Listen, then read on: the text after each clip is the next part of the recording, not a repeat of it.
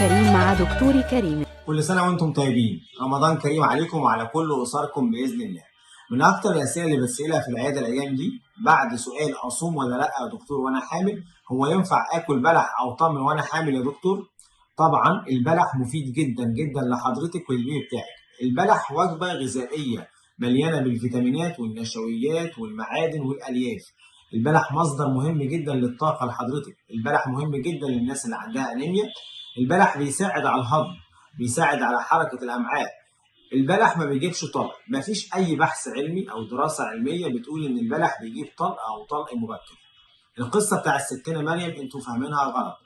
ربنا وصى السيدة مريم إن هي تاكل من البلح أو من التمر عشان يديها الطاقة، وجبة غذائية متكاملة تديها الطاقة اللي تخليها تستحمل طلق الولادة وآلام الطلق الولادة. البلح مفيد جدا جدا لحضرتك، بنصح بيه في رمضان، وبلح باللبن دي وجبة غذائية متكاملة كمان في رمضان. كل سنة وانتم طيبين، ويا رب رمضان كريم سعيد عليكم إن شاء الله.